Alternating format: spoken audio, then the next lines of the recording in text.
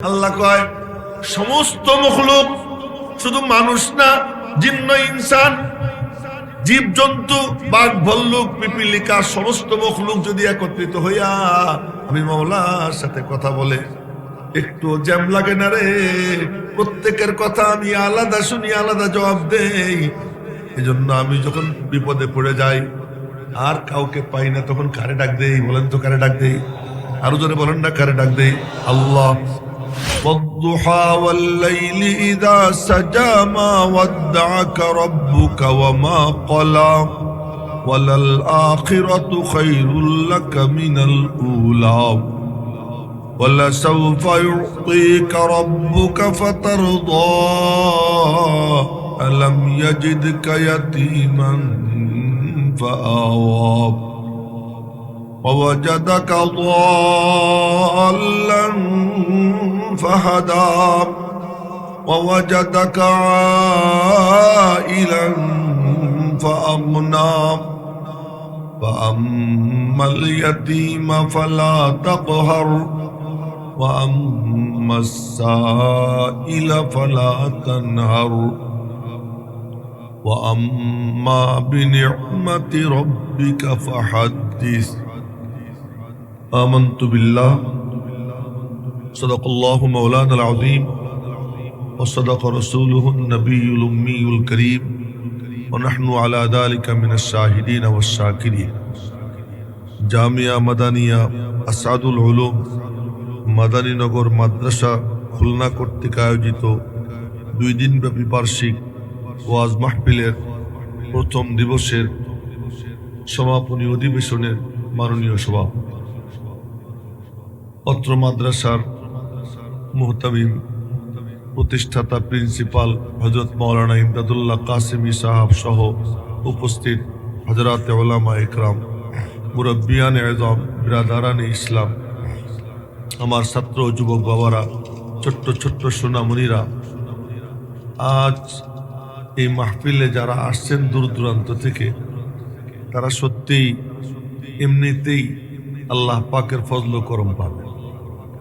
কারণ আসতে যে কষ্ট, যে প্রতিকূল অবস্থা, তুন্দে বাদে মুখালিফ সে না ঘবরা ওকাব, ये तो चलती है तुझे ऊंचा उड़ाने के लिए। প্রতিকূল বাতাসের তীব্রতায় ঘাবড়ে যেও না তুমি হে বাস পাখি, এ তো আসেই তোমাকে উপরে উঠানোর জন্য। বাতাস যত উল্টা দিক থেকে আসে, বাস পাখি তত উপরে উঠে। আমি দেখছি প্লেনে যখন ঝড় হয়, ঝড়ের সময় প্লেন খালি উপরে উঠে। এমনি 10,000 ফিট উপর দিয়ে যাবে, তখন 14,000 ফিট উপরে চলে যাবে। কেন? ঝড় আসছে। তো ঝড় যখন আসে প্লেন উপরে উঠে, ঝড় যখন আসে বাস পাখি উপরে উঠে। দ্বীনের রাস্তা যখন কারো মুজাহাদা করতে হয়, কষ্ট করতে হয়, তখন তার শুকর আদায় করা দরকার যে আল্লাহ পাক তাকে উপরে উঠে দেয়। সুবহানাল্লাহ। এত কষ্ট করে খুব কষ্ট হয়। জোরে সোরে বলেন না সুবহানাল্লাহ। আরে আমরা বলাই কি এমনে এমনে, কামা তাহইয়াউনা তামুতুন ওয়া কামা তামুতুনা তুবআসুন। যেমন জীবন তেমন মরণ, যেমন মরণ তেমন হাসর। জীবন যার সুবহানাল্লাহর উপর হবে, জীবন যার আলহামদুলিল্লাহর উপর চলবে, জীবন যার আল্লাহু আকবারের উপর গড়ে উঠবে, জীবন যার লা ইলাহা ইল্লাল্লাহর বীর জুবানে থাকবে, জীবন যার আল্লাহ আল্লাহ বলতে চলবে, তার মরণের সময় কাউকে বলতে হবে না, অটোমেটিক তার জুবান দিয়ে বের হয়ে যাবে আল্লাহ। বলেন না আল্লাহ, বলেন না একবার জোরে সোরে বলেন আল্লাহ। একবার বললে কমপক্ষে 4,000 নাকি লেখা হয় আমল নামায়। 1,000 নাকি? তার একবার বলেন না আল্লাহ। কিন্তু চেহারা দেখে মনে হইতেছে মনটুর খারাপ, মাঝখানে ফাঁকা ফাঁকা জায়গা, একটু সবাই আগায় আগায় বসে ফাঁকগুলো বন্ধ করে ফেলে। মজলিস বড় দেখানোর দরকার নেই, মজলিসটা সুন্দর দেখানো দরকার। আর দেখবেন তো আল্লাহ আল্লাহ পাকের একটু রহমতের নজর খালি দরকার, আমাদের অন্য কোনো কিছু দরকার নেই। এই আমার কলবের হাল দিয়ে মালিকের নজর যদি কাটতে পারি, তো আল্লাহ পাক বলেন ওয়া রাহমাতু রাব্বিকা খায়রুম মিম্মা ইয়াজমাউন। তোমার এই বছরের পর বছরের পর বছর আমল, আর ডজন ডজন রোজা, এইগুলো এমন জিনিস না। আসল জিনিস হলো রব্বুল আলামিনের রহমতের নজর। তা আমাদের দিকে আল্লাহ পাক এক সেকেন্ডের জন্য যদি রহমতের নজরে তাকান, আল্লাহর কসম আমাদের আজকের এখানে আসা কামিয়াব হয়ে যাবে। এই রহমতের নজর এটা বলতে না থাকে, আর আওয়াজ দেবার সীমিত, বেশিও না কম না। আচ্ছা, আল্লাহ পাকের রহমতের নজর পড়লে কি হয় দেখেন আপনারা, পলাই পলাই ফোনে কথা কয়, মনে হয় যেন হুজুর দেখতেছে।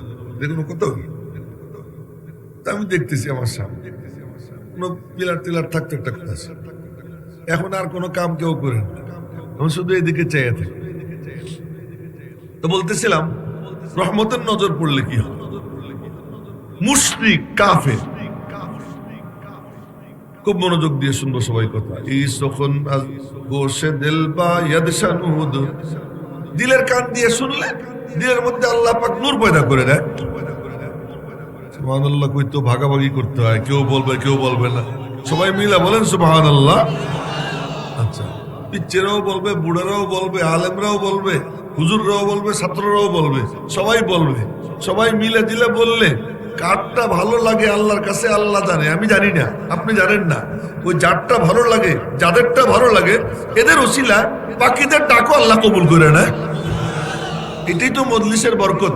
শনিদম কে রোজে উম্মীদ বিম পদারা বনে কা বেবখশদ করিম। আল্লাহ পাক নেককারদের সাথে সাথে বদকারদেরকেও কবুল করে নেয়। আমার ডাক পছন্দ হয় না, মওলানা ইমদাদুল্লাহ কাসিমের ডাক পছন্দ হয়, সেও দিল ডাক, আমিও দিলাম ডাক, দুই ডাক মিলে যায়। রব্বুল আলামিন তখন দেখেন ওরটা তো কবুল করতে হয়। ওয়ালিল আরদি মিন কাসিল কিরামি নসিবু।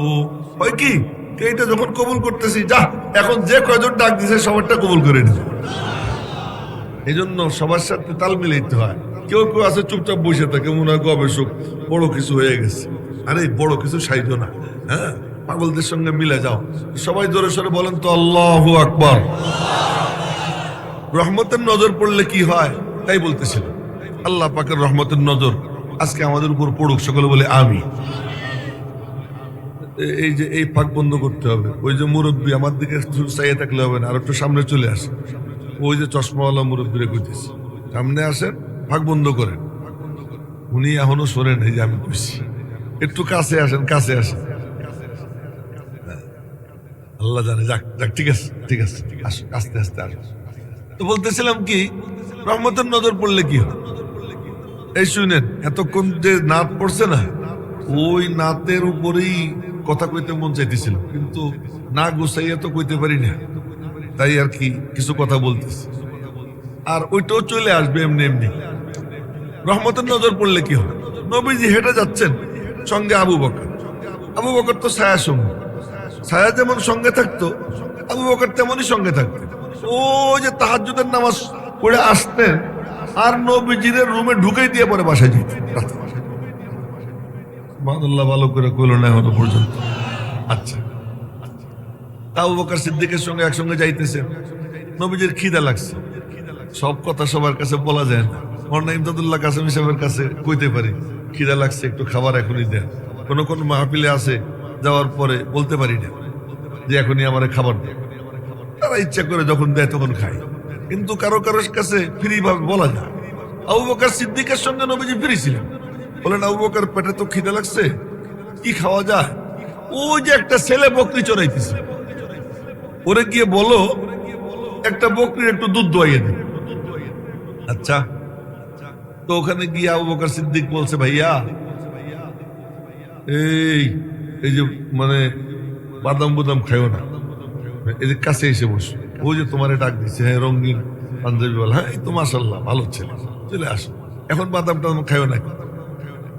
এখন আবু বকর সিদ্দিক গিয়ে বলছেন যে, ভাইয়া তোমার বকরির থেকে একটু দুধ দোয়াইয়ে দাও। উনারে চেনো? উনি হলেন জনাবে মুহাম্মদুর রাসূলুল্লাহ সাল্লাল্লাহু আলাইহি ওয়াসাল্লাম। জোরে বলেন সাল্লাল্লাহু আলাইহি ওয়াসাল্লাম। তো ওনার খিদে লাগছে, আমারও খিদে লাগছে, একটু দুধ দোয়াই দেন। বলে কি, আমি তো চাকর, আমি তো মালিক না। বাস এতটুকু কথা। আমি তো চাকর, আমি তো মালিক না, আমি তোমার দুধ কেমনে দিব?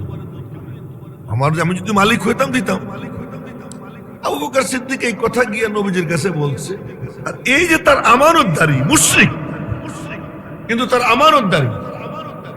আজ থেকে কয়েক মাস আগে সাম্পান হোটেলে গাড়ি থামাইয়া নামাজ পড়ছে। নামাজ পড়ে তারপরে একটু কিছু খাবো, তো এক লোক আমার সাথে পরিচিত হয়ে বলে কি, হুজুর 1 কেজি মিষ্টি দিই। আমি তো মিষ্টি কিনি, আনো।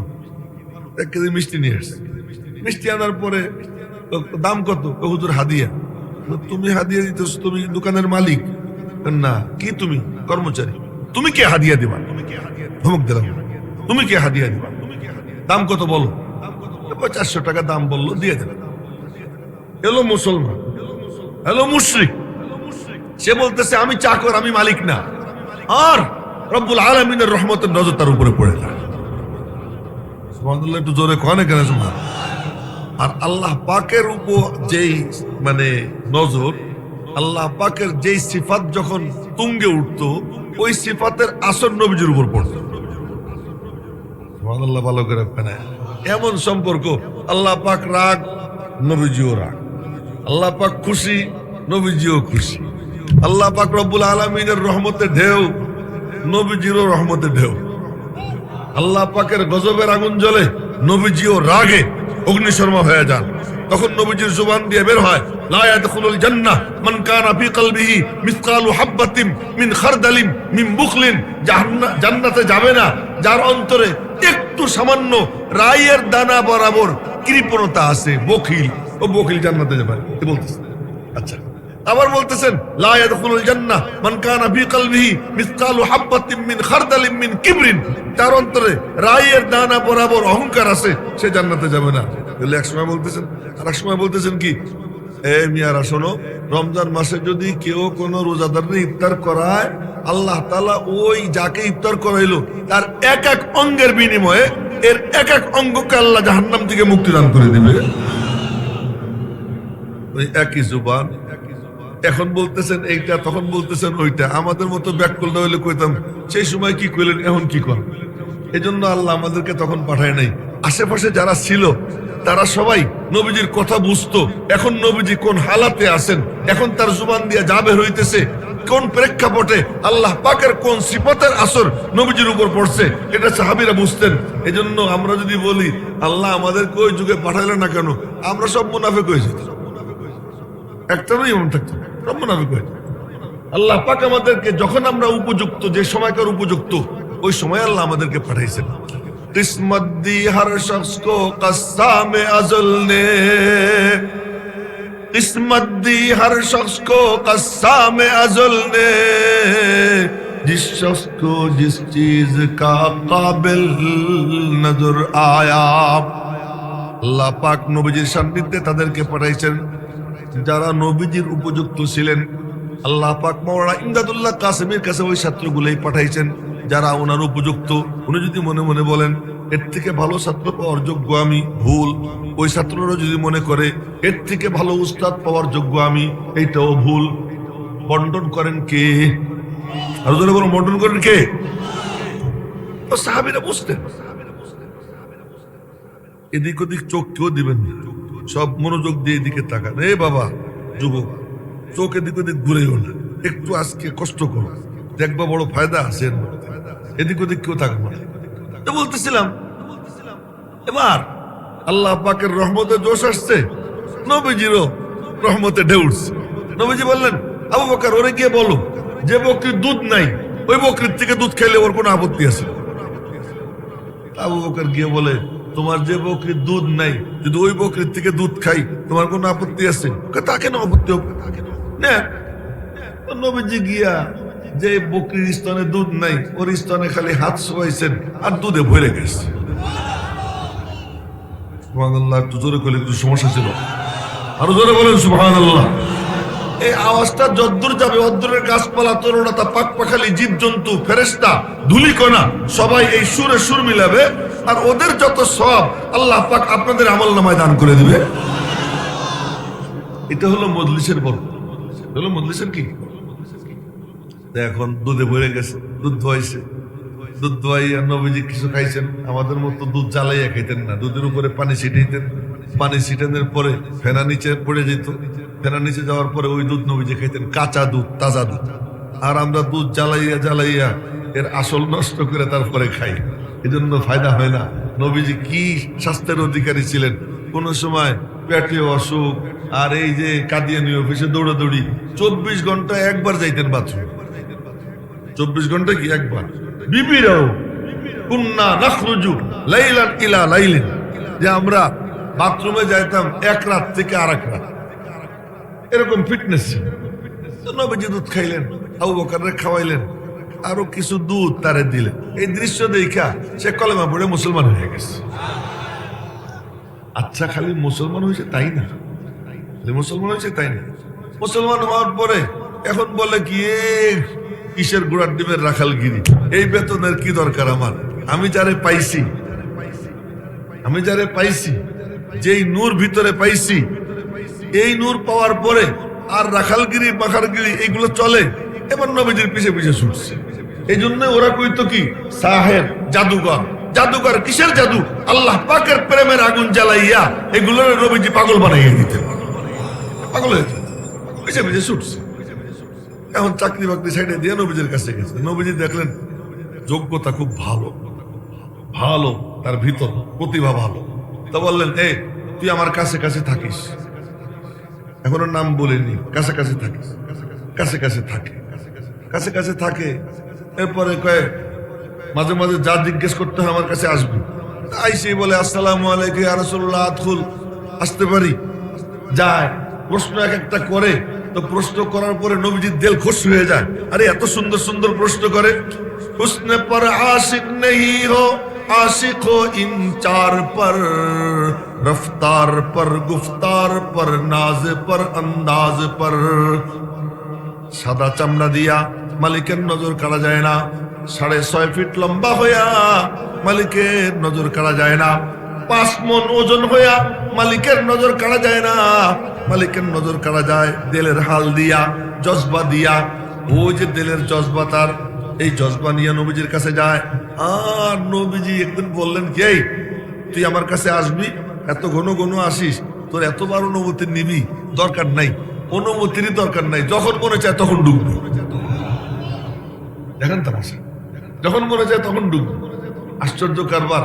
শ্বশুর আবু বকর ঢুকতে অনুমতি লাগে, শ্বশুর ওমর ঢুকতে অনুমতি লাগে, জামাই উসমান ঢুকতে অনুমতি লাগে, জামাই আলী ঢুকতে অনুমতি লাগে, কিন্তু ওই ছেলেটার, ওই লোকটার ঢুকতে কোনো অনুমতি লাগে না। খাটো হ্যাংলা পাতলা, ঢুকতে অনুমতি লাগে না।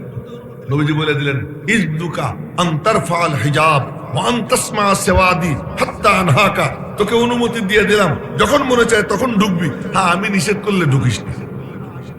আর অন্য সকলের জন্য অনুমতি দিলে ঢুকবা, এছাড়া ঢুকতে পারবে না।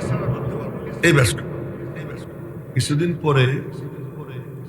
পরে নবীজির এত কাছে হয়ে গেছে, তো এখন মানুষে মনে করে কি নবীজির পরিবারের সদস্য, পরিবারের সদস্য।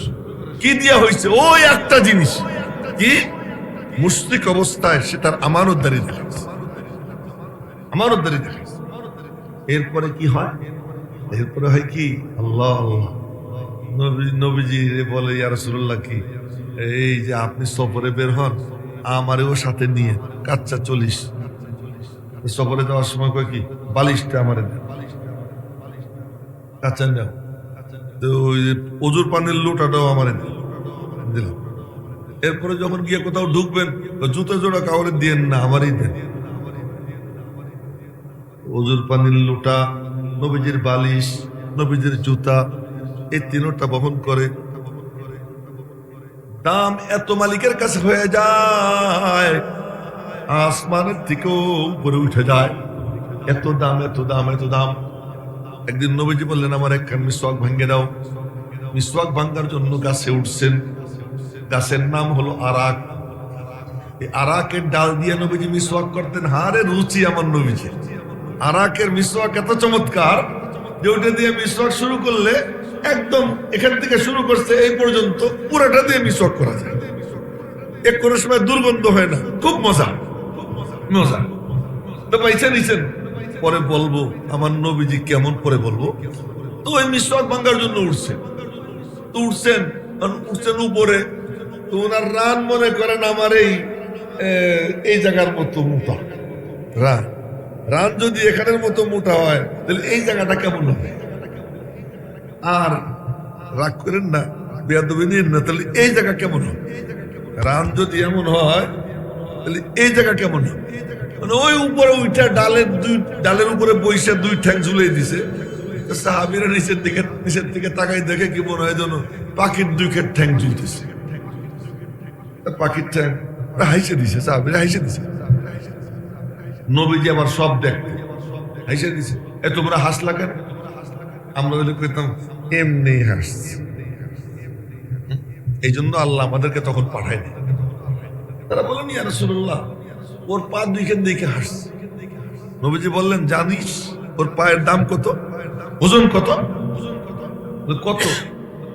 ও উহুদ পাহাড় এক পাল্লায় রাখবি, আমার আব্দুল্লাহর পা এক পাল্লায় রাখবি, ওর পার ওজন উহুদ পাহাড় থেকে বেশি হবে। এই মাকামে পৌঁছে যায়, এতদূর পৌঁছে যায় কি দিয়া? মালিকের রহমতের নজর দিয়া। রহমতু রাব্বিকা খায়রুম মিম্মা ইয়াজমাউন।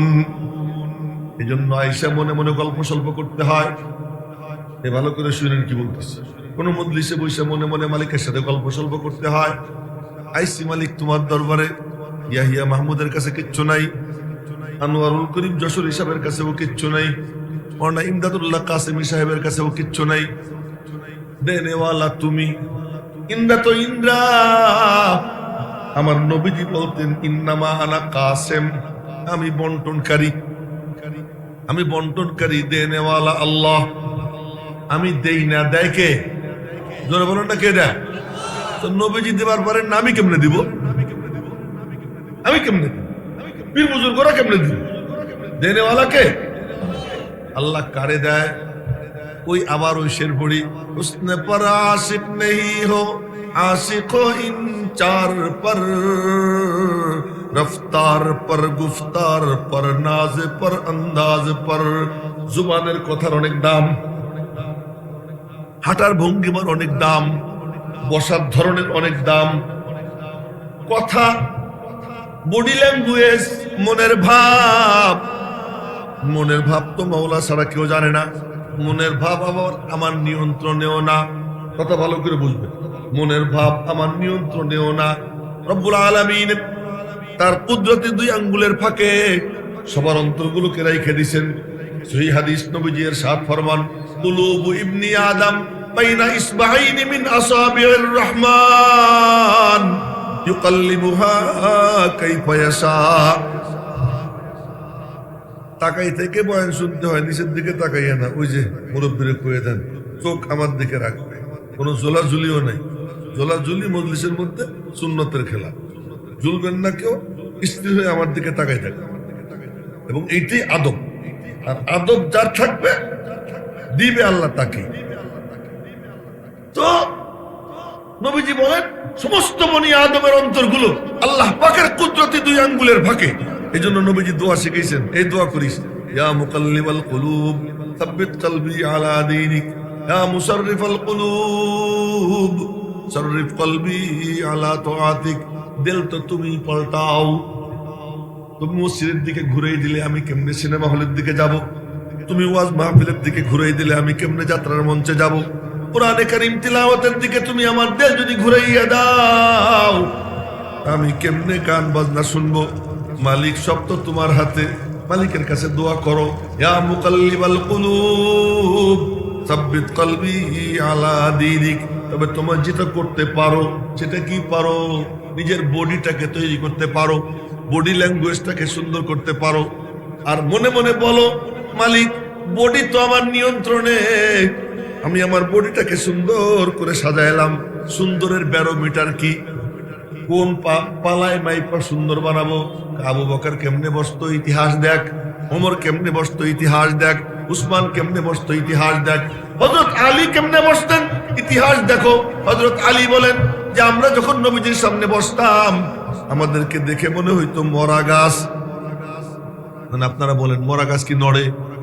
হ্যাঁ, এখন অন্যরকম মরা গাছ যখন আমি একটু ঘুমাই, হ্যাঁ আমি একটু ঘুমাই, আবার মোবাইলে একটু মাঝে মাঝে দেখি কেউ ডাক দেয়, দুইটা একসাথে হয় না। কাজ একটা করতে হবে, যা করবা তাই করবা।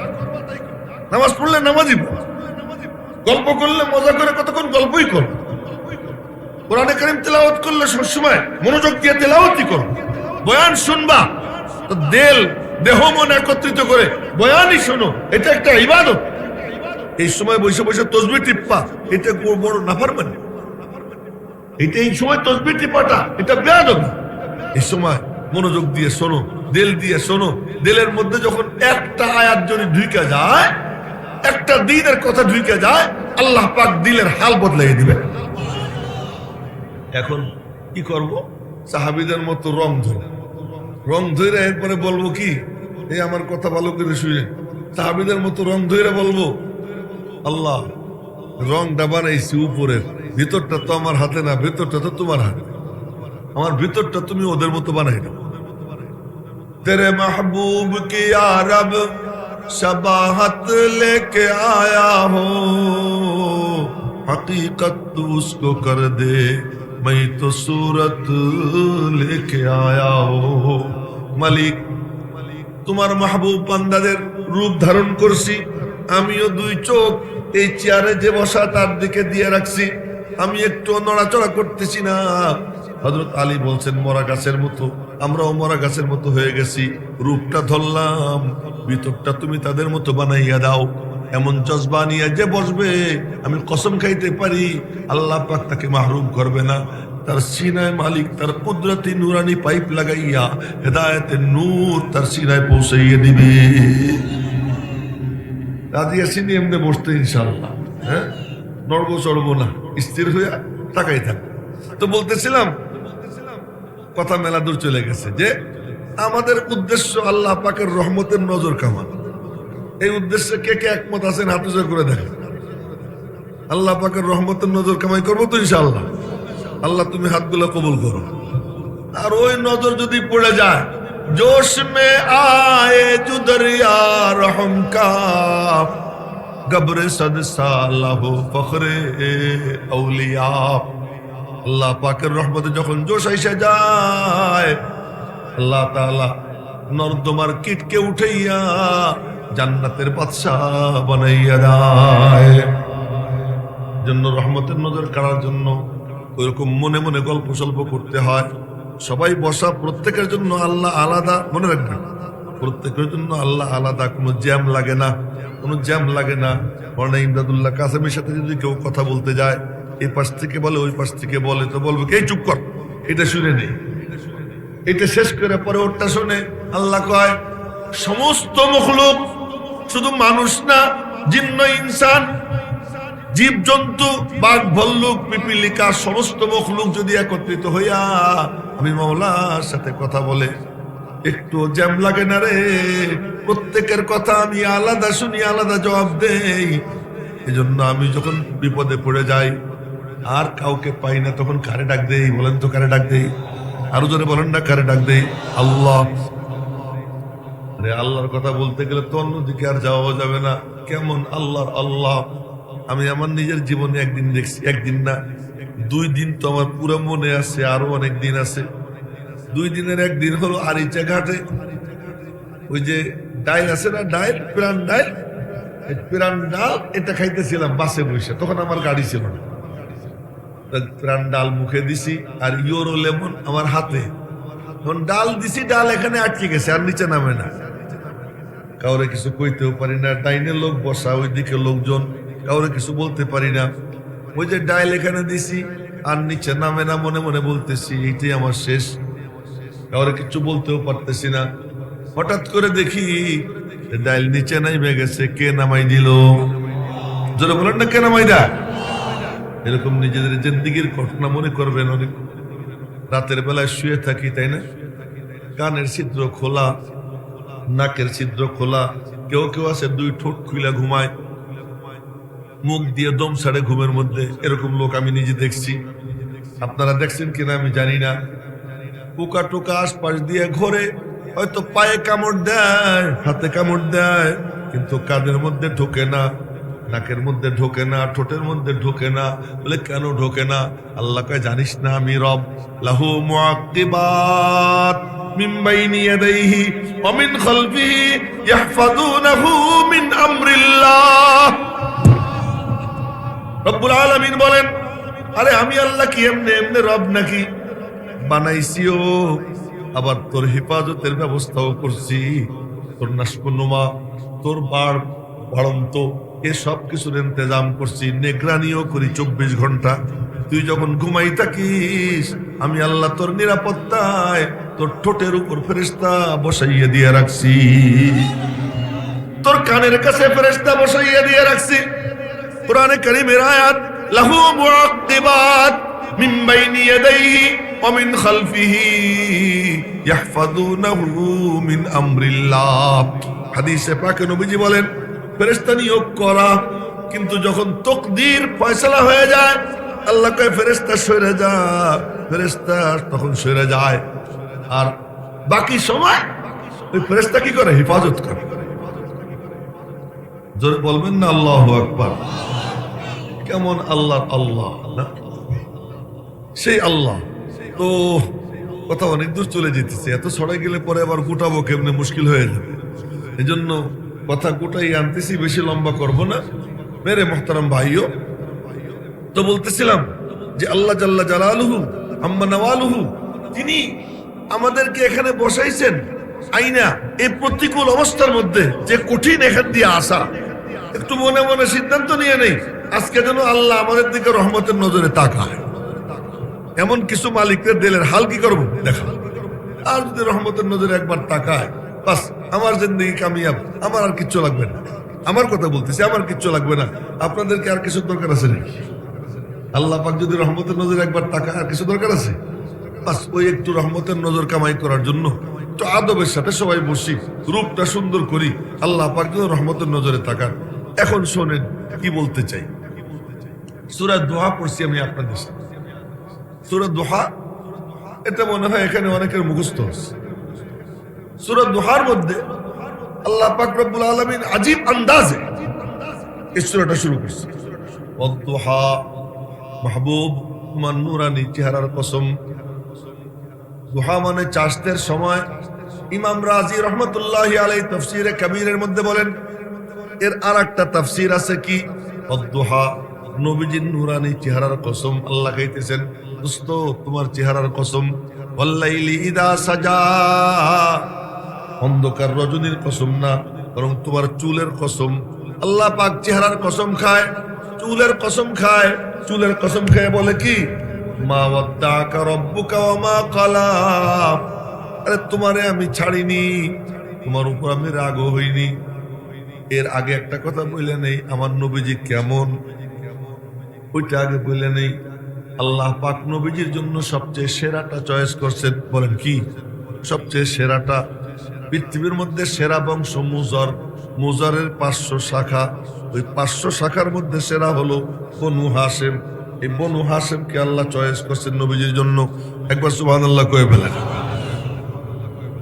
এরপরে আবার জন্মস্থান হিসেবে পৃথিবীর সেরা জায়গা মক্কা, এই জন্য আল্লাহ মক্কাকে চয়েস করছেন নবীজির জন্য। এরপর মায়ের পেটে থাকা অবস্থায় যার নাভিতে যেখানকার মাটি লাগে তার কবর সেখানে হয়। নবীজির জন্য কোন মাটি আল্লাহ দিবে? আপনাদেরকে এক তাজা ঘটনা শুনে, আমার উস্তাদ, উনারও উস্তাদ মুফতি সাইদ পালনপুরি রহমতুল্লাহ আলাইহি, এই যে মওলানা মেসবাহর উস্তাদ, সারা জীবন দেওবন্দে পড়াইছেন, কিন্তু ইন্তেকালের কিছুদিন আগে মুম্বাই গেছেন, মহারাষ্ট্রের। আর ওখানে উনি অসুস্থ হয়েছেন, হাসপাতালে নিচে, ওখানে ইন্তেকাল হয়েছে, ওখানেই কবর। কেন? তো মুম্বাইয়ের মাটি ওনার নাভিতে লাগানো হয়েছে, এজন্য সেখানে গিয়ে মওত হয়েছে। মেরে মোহতারাম ভাইও, কোন কোন লোক দেখি গ্রামের মানুষ 1 টাকা 2 টাকা করে ব্যাংকে জমায়, ব্যাংকে জমাইয়া এরপরে কিছু টাকা হইলে পরে 5 কাঠা জমি বন্দুক রাখে বা 2 কাঠা জমি বিক্রি কইরা এরপরে ওই টাকা নিয়া পাসপোর্ট ভিসা কইরা যায় আরাফার ময়দানে কাপড়ের কাপড় কইরা লব্বাইক লব্বাইক বলে চিৎকার দেয়। এক পর্যায়ে মালিক তারে কবুল করে নেয়, ওখানেই মৌত হয়ে যায়। বসত করে খুলনায়, কিন্তু মার পেটে থাকা অবস্থায় তার নাভিতে ওই আরাফার ময়দানের মাটি লাগাইয়া দেওয়া হয়েছে। যার নাভিতে যেখানকার মাটি তার কবর সেখানে হয়। নবীজির নাভিতে মাটি মিশানোর সময় যখন আসলো, আল্লাহ পাক ফেরেশতারে বললেন, যাও যেখানে সেখানের মাটি না, কাবা শরীফের নিচের মাটি আমার মাহবুবের নাভিতে নিয়ে লাগাইয়া দাও। এর থেকে সেরা কোনো মাটি আসেনি পৃথিবীতে, কাবা শরীফের নিচের মাটি। ওই মাটি লাগাই দেওয়ার পর এবার প্রশ্ন দেখা যায়, তত কবর দেওয়া লাগে খানায় কাবার নিচে, খানায় কাবার নিচে তো কবর হয় না, কবর তো দেওয়া লাগবে ওই মাটিতে। আল্লাহ কয়, সবাই মাটির কাছে যাবে, কিন্তু মাটি আমার দোস্তের কাছে যাবে। ফেরেশতা লাগাইয়ে দিছেন, যাও ফেরেশতারা কি করব, খানায় কাবার নিচের থেকে একটু মাটি কাটো। কাটছে, কি করব, ওই ইয়াসরিবের মধ্যে খেজুর গাছে ঘেরা যে জায়গা, যেখানে আমার দোস্ত এসে মসজিদ বানাবে, হুজরা বানাবে, ওই জায়গায় নিয়ে মাটি সেট করে দাও। খানায় কাবার নিচের মাটি ওখানে সেট করে দেওয়া হয়েছে। হিজরত করে নবীজি আসছেন, আসার পরে যেই জায়গায় মসজিদ বানাইলেন, আগের থেকে ওই জায়গায় খানায় কাবার নিচের মাটি বিছানো। এই দিকেও হুজরা করতে পারতেন, না না না, হুজরাটা ওখানেই করেন যেখানে খানায় কাবার মাটি বিছানো হয়েছে, ওখানেই হুজরা করেন। ওই হুজরা কইরা ওখানে থাকতেছেন। রব্বুল আলামিন বলেন, সবাই তো দুনিয়ার মাটিতে সয়, আমার দোস্ত যদি দুনিয়ার মাটিতে সয়, বেশ কমটা কোথায়? আমার দোস্ত তো সব মখলুকের বাদশাহ। ইয়া সাহিবাল জামালি ওয়া ইয়া সাইয়্যিদাল বাশার বিওয়াজহিকাল মুনীরি লাকাদ নুবিরাল কমর। খায়রুল বাশার, মানুষের সেরা মানে সৃষ্টির সেরা, মানুষ আশরাফুল মখলুকাত, মানুষের মধ্যে তিনি সেরা, তার মানে সৃষ্টির মাঝেও তিনি সেরা। এ রুমালওয়ালা চোখ ওই দিকে যায়, এটা কিন্তু খুব খারাপ জিনিস। চোখ যেন না ঘুরে, সবাইরে বলতেছি, মানুষ কম হোক, এতে কোনো আপত্তি নেই। ওই যে এক বুড়া দেখতেছি এদিক ওদিক তাকাবে, এদিক ওদিক তাকাবেন, চোখের দিকে রাখেন। তো অন্য নবীরাও মাটিতে শুইছে, মাটির উপরে চৌকিতে, সেই মাটি আমার দোস্তের মাটি, সবারই মাটি হবে তা কেন? আমার দোস্তকে সেরা মাটি দিব। কোন মাটি? দুনিয়ার সেরা মাটি তো দিছি, কিন্তু জান্নাতের মাটি তো কেউ পায় নাই। ফেরেশতাদেরকে বললেন, ফেরেশতারা জান্নাত থেকে এক খান্ডা মাটি নিয়া আমার দোস্ত যেখান দিয়ে চলাচল করে ওখানে জান্নাতের মাটি বিছাইয়া দাও।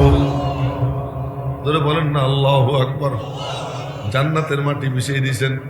নবীজির কদম পড়ে জান্নাতে, সিজদাও পড়ে জান্নাতে, জোরে কন্যা সুবহানাল্লাহ, সিজদাও পড়ে জান্নাতের মাটিতে। এই জন্য নবীজি নামাজের ধার ধারতেন না। জিন্দেগিতে যত সিজদা দিয়েছেন, ওই সিজদার 85% অথবা 90% সিজদা সরাসরি মাটিতে পড়ছে। সিজদার থেকে উঠলে কপালে ধুলা। তোরা বাদাম খাইস না, কখন পিছনে তোদেরকে বলতেছে, এদিকে চাইয়ে থাক বাবু, আর যেন বাদাম বুদাম না খায়। হ্যাঁ, বাদাম খাওয়া বন্ধ। সিজদার থেকে উঠলে কপালে ধুলা, নাকে ধুলা, দাড়িতে ধুলা। সুবহানাল্লাহ কয় না, ভালো কয় না, ধুলা। আবার যদি বৃষ্টি হয় তখন দেখা যায় কপালে কাদা, নাকে কাদা, দাড়িতে কাদা। কি ব্যাপার? নবীজির কাছে ওই নামাজ পছন্দ না, নামাজ পছন্দ না। আল্লাহ পাক সবচেয়ে ভালো গালিচা বিছিয়ে দিয়েছেন। দুনিয়ার কোন লাল গালিচা না, জান্নাতের গালিচা। এখন না বোঝা যায় দাম কত, আগে তো বুঝতাম না। এখন আবার টিকিট কাটতে হয়, পাস নিতে হয়, জান্নাতুল বাকির ওখানে লাইন দিতে হয়, লম্বা লাইনে দাঁড়াইয়া এরপরে আস্তে আস্তে করে ঢুকতে হয়। অনেকক্ষণ লাগে, 1.5 ঘন্টা 2 ঘন্টা সময় লেগে যায় একবার সেখানে ঢুকতে। আর আল্লাহকে আমার দোস্ত সচরাচর চলাচল করবে ওই জায়গাকে আমি আল্লাহ আগের থেকেই জান্নাত বানিয়ে দিচ্ছেন। এখন কয় যে আমি আমার দোস্তরে গিফট দিব, গিফট। সেই গিফটটা কেমন দিব? বলে আমার কাছে যা আছে তার মধ্যে সবচেয়ে সেরা গিফট আমি আমার দোস্তরে দিব। সেই সেরা গিফটটা কি?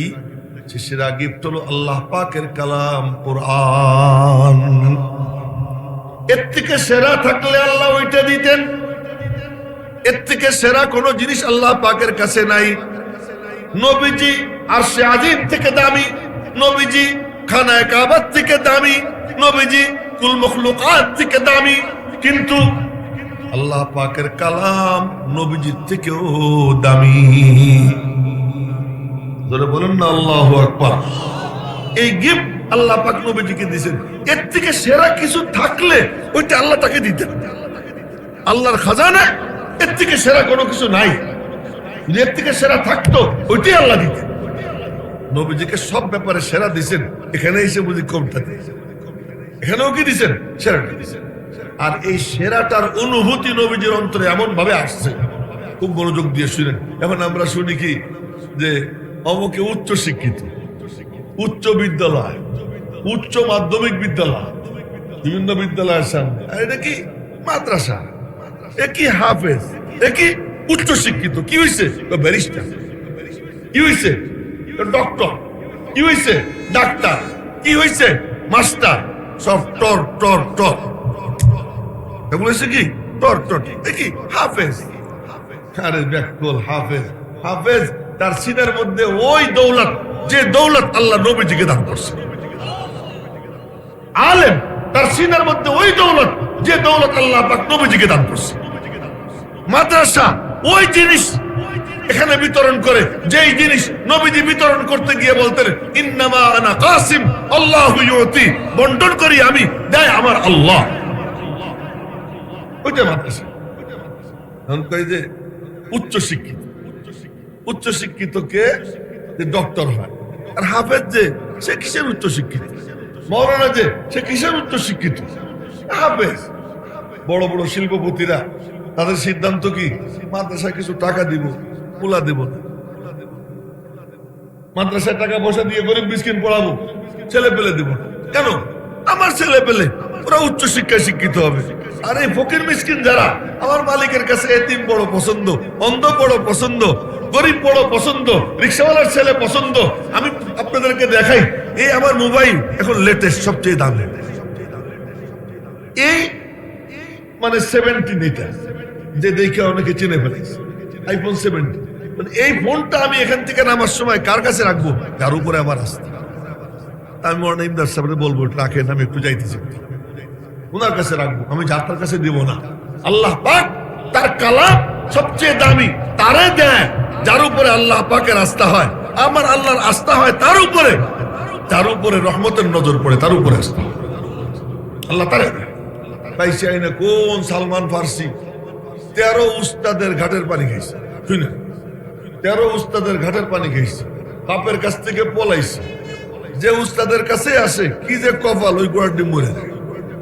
মরার আগে বলে যায় অমুকের কাছে যায়, ওইটাও মরে, সে অমুকের কাছে যায়। ওইটাও মরার আগে বলে যায় অমুকের কাছে যায়। বলতে বলতে শেষ উস্তাদ বলে কি, কোথাও পাবি না হেদায়েতের নূর। ওই যে খেজুর গাছে ঘেরা একটা জায়গা আছে, নাম ইয়াসরিব, ওখানে আসবেন আখেরি নবী মুহাম্মদ আরবি সাল্লাল্লাহু আলাইহি ওয়াসাল্লাম। বলেন না সাল্লাল্লাহু আলাইহি ওয়াসাল্লাম। কি ঘুমাইছে গেছে নাকি আপনাদের? জোরে বলেন সাল্লাল্লাহু আলাইহি ওয়াসাল্লাম। ওখানে গেলে পান। মেরে মোহতারাম ভাই, ওই 13 নম্বর উস্তাদের ই অনুযায়ী ওখানে আইছে, আর উনারে গোলাম হিসেবে এক ইহুদি কিনছে আরেকজনের কাছ থেকে। বয়স 250 উপরে, কত কিন্তু তাগড়া, জোয়ান, শক্তিশালী, গোলাম হিসেবে কিনছে। কিনে তারে দিয়া খেজুর বাগানে কাজ করায়, কামলা। খেজুর বাগানে পানি দিতেছে, এর মধ্যে মালিক ইহুদি বন্ধুর সাথে গল্প করতেছে। মুহাম্মদ আইসা কি গান্দাম শুরু করলো, বলেন না সাল্লাল্লাহু আলাইহি ওয়াসাল্লাম। কানে আওয়াজ গেছে মুহাম্মদ, সালমান ফার্সি চমকে উঠছে, আরে আমার 13 নম্বর উস্তাদ তো ওনার নামই কইছিল। মনোযোগ দিয়ে শুনছে, শোনার পরে নজর পড়ছে মালিকের, এই আমরা যা গল্প করি তুই তোর কাম কর। মনে মনে কয় যে আমি আমার কাম করি, যা শোনার শুনে ফেলেছি। কয়েকদিন পরে সুযোগ কইরা কয়টা খেজুর নিয়া নবীজিরে দিয়ে বলে কি এটা সদাকা। তো নবীজি সবার মধ্যে ভাগ করে দিলেন, একটাও খাইলেন না। মনে মনে কয় কি আল্লাহ একটা তো পাইলাম, দেখি আরো 2টা বাকি আছে। খুব মনোযোগ দিয়ে শুন, আরো 2টা বাকি আছে। কয়েকদিন পরে আর কিছু খেজুর আই না, বলে কি হাজি হাদিয়া, এটা আপনার জন্য হাদিয়া। তো এবার নবীজি দস্তরখান বিছিলেন, সাহাবীদেরকে সাথে নিলেন, নিজেও খাইলেন, সবাইরে খাওয়াইলেন। বলছে দ্বিতীয়টা পাইলাম, হাদিয়া খাবেন। উস্তাদজি বলছেন তৃতীয় আর একটা, ওইটা তো দেখতে হবে কি। একদিন সালমান ফার্সি নবীজির কাছে আসছে, আমার দিকে দেখেন আইসা সামনে বসে খালি এমন করে, উঁচা হয় খালি কিছু একটা দেখার জন্য। নবীজি বুঝে ফেলেছেন, সালমান, জি ইয়া রাসূলুল্লাহ, তুমি সামনে কেন, তুমি আমার পিছনে আসো। পিছনে যাওয়ার পরে নবীজি চাদর সরাই দিছেন। 2 কাঁধের মাঝে একটু বাম দিকে কলব বরাবর মোহরে নবুয়ত চমকে উঠছে। জোরে কন্যা সাল্লাল্লাহু, জোরে কন্যা আল্লাহু আকবার। মোহরে নবুয়ত চমকে উঠছে। আর মোহরে নবুয়ত যার ভিতরে যে জিনিস পরিপূর্ণ হয়ে যায়, ওইটা ভিতরে থাকে না, বাইরেও বের হয়। নিয়ম, খাবার যখন পেট পুরো ভরে যায়, ডেকুরের সাথে খাবারের গন্ধ বেরোয়, এবং দেখা যায় যে চাউল টাউলও বের হয়ে আসে, তরকারি মরকারি গোস্ত রোস্ত বের হয়ে আসে। খাবার যখন হয়ে যায়, পুরো পেট ভর্তি হয়ে যায়। নবীজির ভিতরে নূর ভরা ছিল, এই কারণে নূর শুধু ভিতরে ছিল না, নবীজির নাকের উপরে নূরের লম্বা রেখা ছিল। আবার যখন কথা বলতেন, সামনের 2 দাঁতের ফাঁক দিয়ে নূর দেখা যাইত, যে নূর চমকে দিচ্ছে। নবীজির নবুয়তটাও ভিতরে পুরো ভরা। তো ভরা যে এটা তো ভরে ভিতরে আটকে থাকতে পারতেছে না, এইটা ভেদ কইরা ভিতর থেকে বাইরে বের হয়ে গেছে। এটাই মোহরে নবুয়ত। ওই মোহরে নবুয়ত এটা দেখেই সালমান ফার্সি পিছন থেকে জড়াই ধইরা চুমু খাইছে। চুমু খাইয়ে বলে উঠছেন, আশহাদু আল্লা ইলাহা ইল্লাল্লাহ ওয়া আশহাদু আন্নাকা রাসূলুল্লাহ। আমার বলার মাকসাদ, যে চায় সে পায়, যে চাওয়ার মতো চায় সে পেয়ে যায়। আল্লাহ যারে চায় তারে দেয়, যারে তারে চায় না।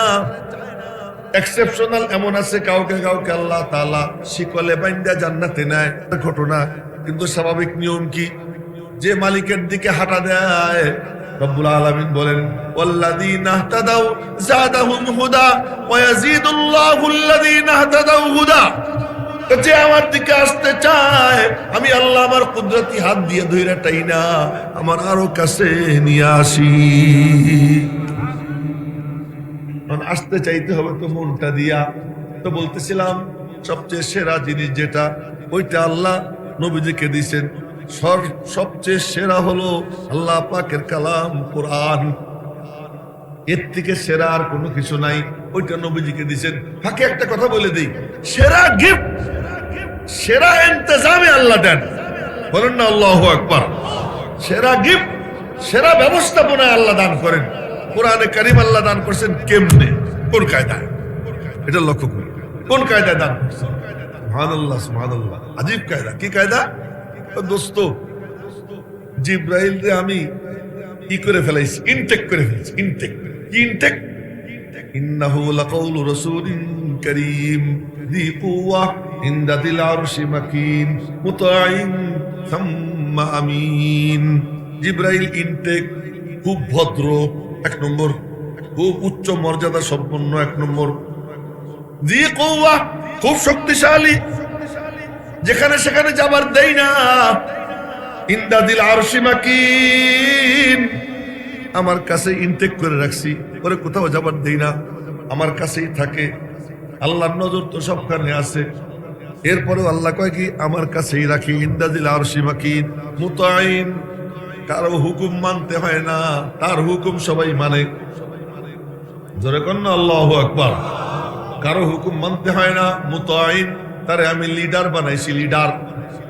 সে সমস্ত ফেরেশতাদের সর্দার, মুতাইন সুম্মা আমিন। শুধু সর্দারি না, আমি আল্লাহ বলতেছি খুব আমানতদার। কে বলতেছেন? আমি আল্লাহ বলতেছি খুব আমানতদার। তার মাধ্যমে আমি আল্লাহ পাঠাবো। আবার কেমনে? এমনে এমনে না, জিব্রাইল যখন রওনা হয়ে যাবে, কি শান জিব্রাইলের! ইয়াসলুকু মিন বাইনি ইয়াদাইহি ওয়া মিন খালফিহি রাসাদা। জিব্রাইল যখন রওনা হয় ওহী নিয়া, আগে পিছে ফেরেশতাদের প্রটোকল, ৭০,০০০ ফেরেশতা তাদের ঘেরের মধ্যে জিব্রাইল ওহী নিয়ে নবীজির কাছে নামে। জোরে কন্না আল্লাহু আকবার। কি শানদার ইন্তজাম! শানদার জিনিস দিবেন, তার জন্য শানদার ইন্তজাম এটা দিচ্ছেন। আচ্ছা, এরপর জিব্রাইল আশেপাশে ওহী নিয়া। এবার আল্লাহ পাক বলেন, জিব্রাইল তুই দাঁড়া।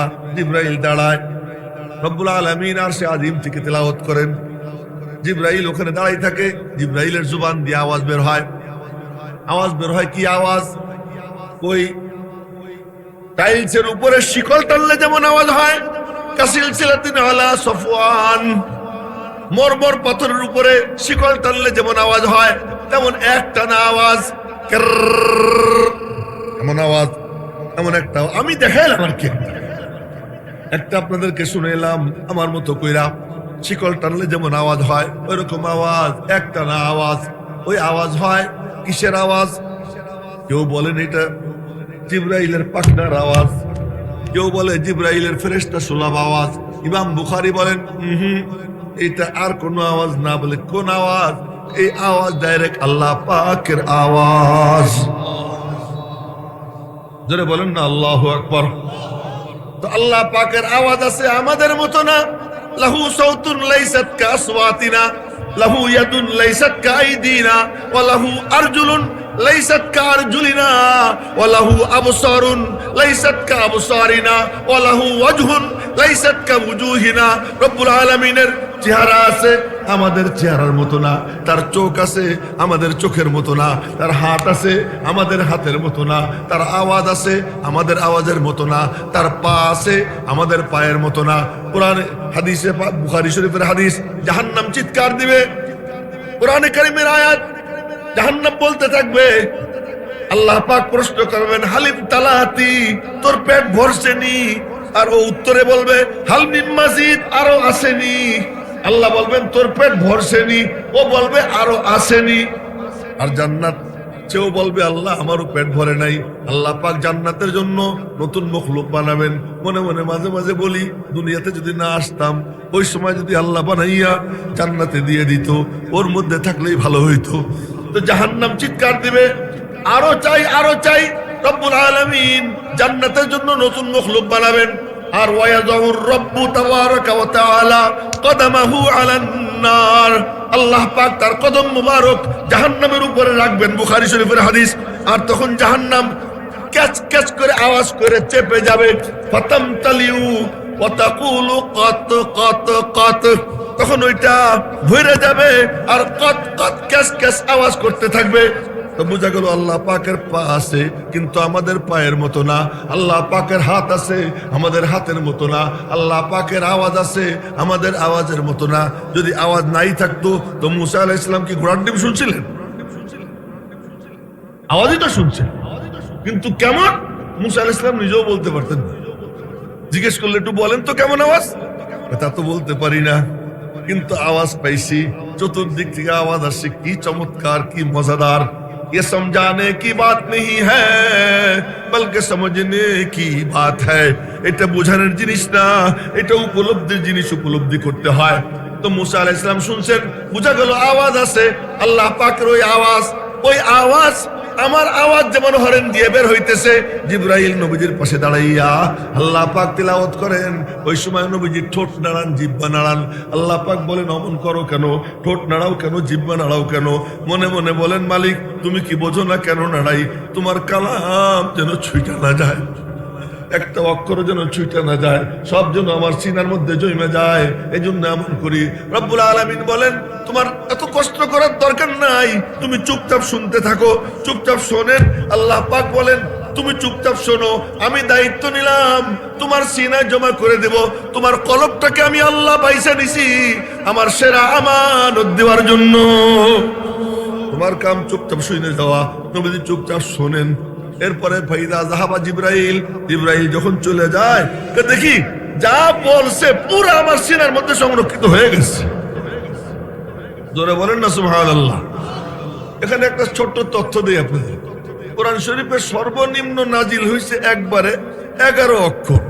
সে 11 অক্ষর হলো পঞ্চম পারার 12 পৃষ্ঠার শেষ আয়াতের মধ্যে গায়রু উলিদ দরারি, এই এতটুকু নাজিল হয়েছে একবারে। এর থেকে কম আর নাজিল হয়নি, এতটুকু নাজিল হয়েছে একবারে, গায়রু উলিদ দরার। এই সময় আমার দিকে দেখেন, এই সময় নবীজি আসন দিয়ে বসেছে, আর হাঁটু ছিল যায়েদ ইবনে সাবিতের রানে। তো যায়েদ ইবনে সাবিত রাদিয়াল্লাহু তাআলা আনহু বলেন, নবীজির পুরো বডি না, বডির এক অংশ হাঁটু থেকে পায়ের নিচ পর্যন্ত, তাও না, পুরো হাঁটুও না, হাঁটুর এক কোণা আমার রানে ছিল। হাত্তা খাসিতু আন তারুদ্দা ফাখিদি, আমার আশঙ্কা হয়েছিল যে আমার রান বুঝি ভেঙে চূর্ণ চূর্ণ হয়ে যাবে। 11 অক্ষর একবারে নাজিল হয়েছে, এটা হলো সর্বনিম্ন। সবচেয়ে বেশি নাজিল হয়েছে একবারে 23 পৃষ্ঠা, এটা হলো সূরা আনআম। শুরু হয় 7ম পারা 7 পৃষ্ঠার থেকে শুরু হয়, 8ম পারার 9ম পৃষ্ঠায় শেষ, সূরা আনআমও শেষ। এই 23 পৃষ্ঠা একবারে নাজিল হয়েছে। নবীজি চুপচাপ শুনছেন, জিবরাইল চলে গেছে, 23 পৃষ্ঠা একবারে শুনিয়ে দিছে। তো নবী খুব জাহিদ, খুব মানে মেধাবী হইতেন, শুনতেন, বুঝতেন, মুখস্থ করতেন সেকেন্ডের মধ্যে, সেকেন্ডের মধ্যে, এমন মনোযোগ ছিল। ওই আমানত আল্লাহ সিনায় দিয়েছে। দেওয়ার পরে আল্লাহ পাক বলেন, কি জন্য দিলাম জানো? কি জন্য? আমার উম্মতরে আমার সঙ্গে জোড়ো, আমার বান্দাদেরকে আমার সঙ্গে কি করো? জোড়ো। আমার বান্দা বান্দীদেরকে, তোমার উম্মতকে আমার সাথে কি জোড়ো, জোড়ার কাম করো। কেমনে জুড়বো? তুমি শুধু পৌঁছে দাও। আমা আলাইনা ইল্লাল বালাগুল মুবিন। তুমি তিলাওয়াত করো, তুমি তালিম করো, তুমি তরবিয়ত করো, তুমি আত্মশুদ্ধির কথা বলো, তুমি মাসলা মাসাইলের তালিম দাও, তুমি কোরআনে কারিমের তিলাওয়াত করো। মাদ্রাসার মধ্যে আর কোনো কাম হয় না, একটা কাম হয় তিলাওয়াত, আর একটা কাম হয় তালিম, আর একটা কাম হয় আত্মশুদ্ধি, আর একটা কাম হয় সুন্নতের প্রশিক্ষণ। এই 4টা কাম মাদ্রাসাতে হয়। মেরে মোহতারাম ভাইও, আর সমস্ত যত ইসলামের নামে যত দল টল আছে, দেখবেন আজকে এক কথা কয়, কালকে আর এক কথা কয়, একই মুখ পাশাপাশি দেওয়া। ফেসবুকে দেখবেন এখন একটা বলতেছে, পরে আর একটা বলতেছে, আগেরটার সাথে এটার কোনো মিল নাই। কিন্তু একমাত্র প্রতিষ্ঠান, যে প্রতিষ্ঠান নবীজির মিশনের হেফাজতের জন্য কাজ করে, ওই প্রতিষ্ঠানের নাম হলো মাদ্রাসা। ওই যে নবীজির রেখে যাওয়া ওই আমানত, এই আমানত নবীজির কলবে আল্লাহ তাআলা দিয়েছেন। নবীজির কলব থেকে সাহাবায়ে কেরামের কলবে আসছে। এই হলো এক গিফট আল্লাহ তাআলা দিয়েছেন। সেটা দিয়েছেন কি কায়দায়। আর একটা সেরা গিফট আল্লাহ তাআলা দিয়েছেন সেরা আয়োজনে। সেটা কি? নামাজ দেওয়ার জন্য আল্লাহ তাআলা নবীজিকে আরশে আজিমের উপরে নিয়ে গেছে, আরশে আজিমের উপরে নিয়ে গেছে। আর কোরআনে কারীম দেওয়ার জন্য আল্লাহ পাক নিজে তিলাওয়াত করে নবীজিকে শুনাইছেন। সব কিতাব কাগজের পাতায়, আর কোরআনে কারীম নবীজির কলবে নাজালা বিহির রূহুল আমিন আলা কলবিকা, তোমার কলবে জিবরাইলের মাধ্যমে আমি নাজিল করতেছি। মেরে মুহতারাম ভাইও, এজন্য সব কিছু নষ্ট হয়, কোরআন শরীফ নষ্ট করতে চাইলেও কেউ পারে না। কেন পারে না? এটা কলব থেকে কলবে, সিনার থেকে সিনা। এজন্য আমি একটু ভুল পড়লে ওই পিচ্ছি পিচ্ছি হাফেজ যারা কেউ হুজুর এই যে ভুল পড়লে, এই জন্য কোনো লাভ নেই। আজকে মাদ্রাসাগুলো কি করছে? এই কোরআন শরীফকে মিটাই দেওয়ার জন্য সর্বাত্মক চেষ্টা করছে ইহুদি খ্রিস্টানরা, আজও করতেছে, আজও করে দিয়েছে যে কি করে কোরআন শরীফকে ধ্বংস করা যায়। ওরা জানে আমাদের বিজয়ের রাস্তা একটা। এই কথা বলে কথা শেষ করব। বিজয়ের রাস্তা একটা কি? وقال الذين كفروا لا تسمعوا لهذا القرآن ওয়ালগাউ ফীহি লাআল্লাকুম তাগলিবুন। কোরআন শরীফ শুনো না, আর কেউ পড়তে থাকলে ওখানে গ্যাঞ্জাম লাগাও। কোরআন শরীফ শুনো না, কেউ বলতে থাকলে বাধার সৃষ্টি করো। এই তো কয়দিন পরে বাধা আসবে, দেখেন বাধা আসবে। নির্বাচনী ডামাডোল চলতেছে, নির্বাচনের কারণে ওয়াজ বন্ধ করতে হবে, আর কিছু বন্ধ করতে হবে না। গান বন্ধ হবে না, যাত্রা বন্ধ হবে না, নাচানাচি বন্ধ হবে না। বন্ধ হবে কি, এই সুযোগে কয়দিনের জন্য মাহফিল বন্ধ করে দাও, আল্লাহ পাকের কালামের আওয়াজ বন্ধ করে দাও। আরে চেয়ার বদলায়, চেয়ারম্যান বদলায়, নীতি বদলায় না। ওই ম্যান বদলায়, নীতি বদলায় না। ওই ব্রিটিশদের দেওয়া যায়, ওই কুত্তাদের, সাদা কুত্তাদের দেওয়া যায় নীতি আদর্শ, ওই নীতি নিয়েই একজন যায় একজন আসে, পরের জন আগের জনের থেকে আরো খারাপ হয়। এইটাই চলতে থাকবে কিয়ামত পর্যন্ত। লাল কালি দিয়ে লিখে রাখেন, মনে করবেন এইজন গেছে, এ আসছে, আগের থেকে ভালো। তোমাদের কথা সত্য হবে, নবীজির কথা সত্য হবে। নবীজি বলছেন প্রত্যেক পরের দিন আগের দিন থেকে খারাপ। এই জন্য যত দেখি তত দেখি আগের থেকে আরো খারাপ। এবার খতমে নবুয়তের ব্যাপারে, খতমে নবুয়তের যে মানে আপনার সভাপতি, সংরক্ষণ কমিটির সভাপতি, উনি নিজে বলছেন আমি এমন জায়গায় বসা, উনি এখানে বসা এক মাহফিলে, তো বলতেছেন কি যে এই ব্যাপারে একটু বৈঠক করতে চাইলাম, তো সেখান থেকে খবর আসলো ক্ষমতা ছাড়বো তবুও বৈঠক করবো না, চেয়ার ছেড়ে দেবো তবুও বৈঠক করবো না। এত নিচু, এত জঘন্য, এত জঘন্য। এই জন্য কিসের উপরে খুশি তোমরা? নবীজি কোরআন শরীফ একটুও লেখে রেখে যান নাই ঘরে, এক আয়াত না, এক আয়াত নিজের ঘরে লেখে রেখে যান নাই। উম্মতের উপর ছেড়ে দিচ্ছেন, সরকারের উপর ছাড়েন নাই, উম্মতের উপরে ছাড়ছেন। এই জন্য আবু বকর সিদ্দিক উনি শুধু একটু রেকর্ড জমা করছেন, হযরত ওমর রেকর্ড জমা করছেন, কিন্তু এই রেকর্ডগুলো সঠিক কি বেঠিক এটা যাচাই করছেন মুসলমানদের সিনাত থেকে, হাফেজদেরকে দিয়ে। আরেকদিন দেখা হইলে বলবো কোরআন শরীফ কেমনে জমা হয়েছে, এবং কোরআনের জমা করার কি সিস্টেম, কি লেখাটা আসল না সিনার মধ্যে আসল। আল্লাহ পাক বলে দিবেন বাল হু আয়াতুম বাইয়িনাত ফি সুদুরিল্লাযিনা উতুল ইলম। এই দামি গিফট আল্লাহ পাক যাদের কলবকে পছন্দ করেন তাদের কলবের মধ্যে আল্লাহ তাআলা জমা করে দেন। আর ওই কলব কেন জানি এতিমদেরকে খুব পছন্দ, কেন যেন গরিবদেরকে খুব পছন্দ, কেন যেন রিকশাওয়ালার বাচ্চারা খুব পছন্দ, দারোয়ানের বাচ্চারা খুব পছন্দ, কেন যেন অন্ধরে খুব পছন্দ। আজকেই দেখতেছিলাম এক অন্ধ ছোট্ট বাচ্চা আফ্রিকার কোন দেশে, আরে আল্লাহ, সে কি প্রত্যেক এক এক সূরা জিজ্ঞেস করে, আর সাথে সাথে ওই সূরার শেষ আয়াত পড়ে, সূরার নাম নেয়, শেষ আয়াত পড়ে। কি ব্যাপার? আল্লাহর খুব পছন্দ অন্ধরে, আল্লাহর খুব পছন্দ গরিবদের। জন্য ভাগ্যবান সে যাকে আল্লাহ তাআলা এই কালাম সিনায় দেওয়ার জন্য পছন্দ করে নেন। সুতরাং আমরা কি শুধু এই এতিম গরিবরেই মানে পড়াবো, না নিজেদের বাচ্চা কাচ্চাও কোরআনওয়ালা বানাবো? ওকে কেরা দিয়েছি ইনশাআল্লাহ, কোরআনওয়ালা বানাবো তো ইনশাআল্লাহ। আল্লাহ তুমি হাতগুলো কবুল করো। তুইও তো বুড়ো হয়ে বড় হয়ে বিয়ে করবি, তাই না? তোর বাচ্চাও পড়াবি। এই দেখেন এই যে এই দুইটা, এরাও হাত উঠেছে, এরা বিয়ে শাদী করে বাচ্চা কাচ্চা হবে, তখন পড়াবো। ওই যে দেখেন না, ও উঠেছে। আল্লাহ সবাই কবুল করো। হ্যাঁ, আজকে আপনাদের বড় সৌভাগ্য, বড় মুখলিস বুজুর্গ মুরব্বী, দেখেন আল্লাহ মানে এই জাতীয় মুরব্বীরা আসছেন। এই যে মাওলানা হেলালুদ্দিন সাহেব ইন্তেকাল করে গেছে গতকাল জুমার আগে, ওনার ইন্তেকাল হয়েছে। আর রাতের বেলায় ঈশান নামাজ পড়ছেন, তাহাজ্জুদ পড়ছেন, ফজরের নামাজ পড়ছেন, জিকির আজকার করছেন। এরপর আল্লাহর বান্দা মানে জুমার আগে তার ইন্তেকাল। কোন নামাজের বোঝা কাঁধে নিয়ে যাইতে হয়। ওই শুরুতে বলছিলাম কথা বলার সময় নেই, একটু তাড়া আছে, নইলে বলতাম কামা তাহইয়াউনা তামুতুন ওয়া কামা তামুতুনা তুবআসুন। হায়াত যেমন মউত তেমন, জীবন যেমন কাটাবো মউতটা কি হবে তেমন হবে। এজন্য জীবনটা একটু আল্লাহ আল্লাহর উপর কাটাই, আল্লাহ আল্লাহর উপর কাটাই। আর এইটা কাটানো সম্ভব হবে আহলুল্লাহ আল্লাহ ওয়ালাদের নজর, নেক নজর কামাই করে। এখন যিনি আসবেন বয়ান করতে, যশোরী হুজুর হযরত মাওলানা আনোয়ারুল করিম সাহেব দামাত বরকাতুহু, খুব মুখলিস মানুষ, বুজুর্গ মানুষ, দিলওয়ালা মানুষ, মন খুলে কথা বলে। এবং কে শুনলো না শুনলো আমার মতো অভদ্র না, খুব ভদ্র, খুব ভদ্র। উনি খুব দিল দিয়ে বয়ান করেন, উনার বয়ান শুনবেন, উনার সাথে দোয়া করবেন, তারপরে যাবেন। ঠিক আছে ইনশাআল্লাহ? কে কে রাজি আছে? একজনও উঠবো না ইনশাআল্লাহ। রাজি আছি তো ইনশাআল্লাহ? হ্যাঁ ইনশাআল্লাহ।